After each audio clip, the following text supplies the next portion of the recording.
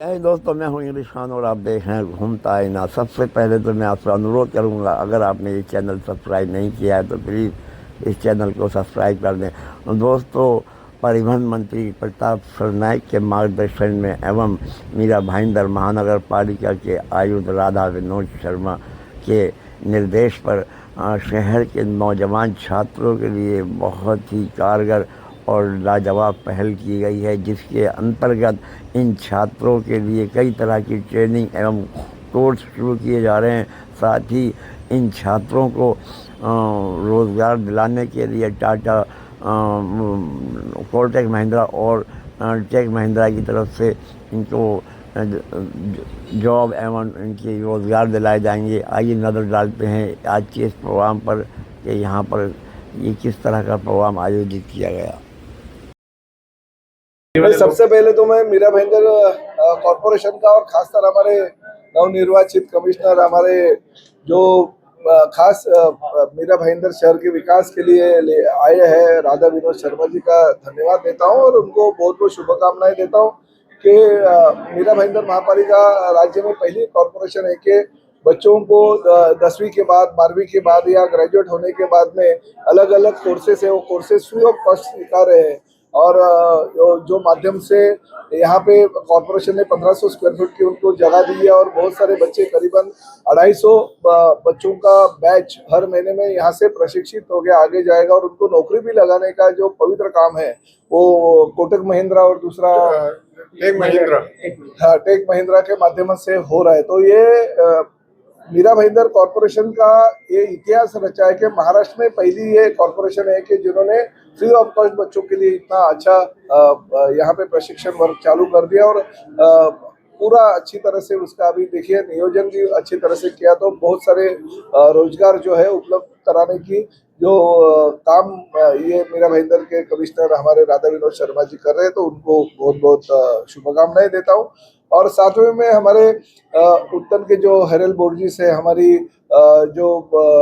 इस परिसर की बहुत ही पुरानी नगर सेविका शर्मिला बागा जी है, उन्होंने हमारे डोंगरी के कुछ गांव वाले जो वहाँ पे 35 विस्थापित होने वाले उनको लेके आए, क्योंकि जो सुभाष चंद्र बोस मैदान से राई मुर्दा मोरुआ गांव आगे जाके ये डेपो तक वो रास्ता जो 30 मीटर का है, वो रास्ता थोड़ा राइट से लेके गए हैं क्योंकि फिर उसमें 35 लोग कुछ बाधित होने वाले हैं। उनका ऐसा कहना है कि वो जो रास्ता सीधा है वो अगर सीधा जाएगा तो डायरेक्ट कारशेड पे जाएगा, मगर बीच में मिठागर की जमीन है। अगर सुभाष चंद्र बोस मैदान से हम एंट्री करते हैं तो वहाँ पे भी मिठागर की थोड़ी सी जमीन है और आगे भी मिठागर की जमीन रहने वाली। तो दोनों एनओसी साथ में अगर एमएमआरडी को मिलती है, राज्य शासन उसके लिए कोशिश करता है तो कुछ ना कुछ हो सकता है। तो उनकी जो भावना है वो सही है, क्योंकि लोगों के घर उजाड़ के, लोगों के घर तोड़ के विकास किसी को भी चाहिए नहीं था। विकास चाहिए, होना चाहिए, मगर उसके लिए ऐसे किसी के घरदार जो पुराने हैं, हम समझ सकते हैं कि नए नए बांधे हुए झोपड़े वगैरह टूट सकते हैं, अगर ये पुराने हैं, गांव उनका गांव है, उनका गांव यानी पहला दूसरा तीसरा पीढ़ी यहाँ पे रह रहे हैं, वो गांव के अगर घर टूटे जाएंगे तो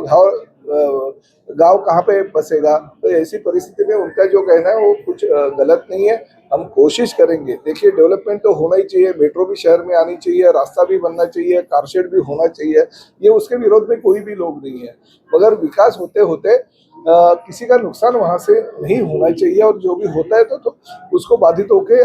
बाधित लोगों को अच्छा कॉरपोरेशन से या हमारे एमएमआरडी से उनका नुकसान जो होता है उसका भरपाई भी मिलना चाहिए, ऐसा उनका कहना है। तो कुछ गलत नहीं है।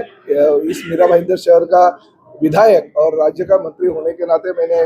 कमिश्नर जो हमारे राधा विनोद शर्मा जी है उनको कहा है, क्योंकि वो एमएमआरडी से यहाँ पे आए हैं, उनको इस बारे में पूरी पता है, जानकारी भी है। तो उनको मैंने कहा है कि तुरंत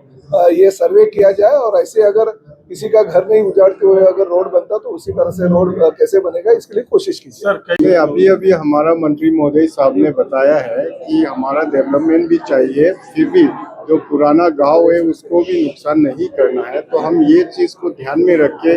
ये जो हमारे पास आए हैं उनका जो तकरार लेके उनको हम एक सुनावनी लेके उनका कहना क्या है और रास्ता हम ऐसे जाए कि सबसे कम नुकसान उनका भी होए और डेवलपमेंट भी होए। ये दोनों चीज़ देख के हम लोग डिसीजन लेंगे। सर, लोगों का कहना है कि उत्तम को पर्यटक क्षेत्र घोषित किया है, और पर्यटक का हम नाश कर रहे हैं, वहाँ पे कंक्रीट का जंगल बसाने वाले हैं, वृक्षों का कत्ल करने वाले हैं, तो क्या करें? नहीं, ये जब भी हम लोग कोई भी डेवलपमेंट में कुछ भी मान लो वृक्षों का नुकसान हो जाता है तो हम उसका एक तो नुकसान होता है, कटिंग होता है, तो उसका हम 10 टाइम्स म्हणजे एक नुकसान हुआ तो 10 टाइम लगाते हैं। और हम कोशिश करते हैं कि जो भी वृक्ष या रोपा या झाड़ जिसको शिफ्टिंग कर सकते हैं हम उसको शिफ्टिंग करते हैं, और जो कटाया जाता है उसका 10 गुना हम उसको लगा के जो पर्यावरण थे उससे अच्छा पर्यावरण खड़ा करके हम विकास करते हैं। Thank you. दोस्तों, इस मौके पर महिलाओं ने भी एक स्टॉल लगाया है और महिलाओं के आर्थिक सशक्तिकरण के लिए किस तरह से उपक्रम शुरू किया, आइए जानते हैं इन महिलाओं से ये किस तरह का उपक्रम है। फराल सके ये उपक्रम हम लोग ने 2024 में चालू किया था। उसमें हमको रिस्पांस अच्छा तरह से मिला, इसलिए हमारा अगले साल मतलब 2024 में 3 टन फराल हमारा बिक्री में गया। और इसके वजह से हम लोग को नीति आयोग ने एक प्रशिक्षण दिया, वो 4 प्रशिक्षण दिया हमारा, पैकिंग का, बॉक्स पैकिंग और मार्केटिंग कैसे करने का है उसके लिए प्रशिक्षण दिया। और उसके बाद में हम लोग का उन्होंने ये लिया, टेस्ट करने के लिए लिया, और उसमें हम लोग के 8 लेडीज लोग को चुना गया और उसका पारितोषिक हम लोग को नीति आयोग की तरफ से दिल्ली में दिया गया। और उसके हिसाब से हम लोग को और भी आगे कैसे जाएंगे उसका ट्रेनिंग नीति आयोग की तरफ से हम लोग को मिलने वाला है। नाम बता जी, ये गेहूं की नान कटाई है, ये गेहूं की नान कटाई है, ये रागी यानी नाचनी की नान कटाई है, ये ओट्स की है,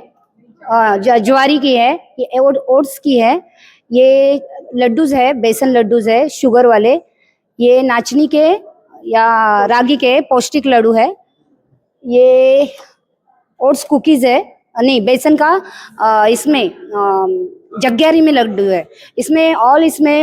प्योर घी का यूज किया है, ये पूरी तरीके से हाइजीन है इसमें। हम ये घर पे बना रहे हैं, हमारा भी जैसे हमारा वर्कशॉप चालू हो जाएगा हम वहाँ ये सब आइटम्स बनाएंगे।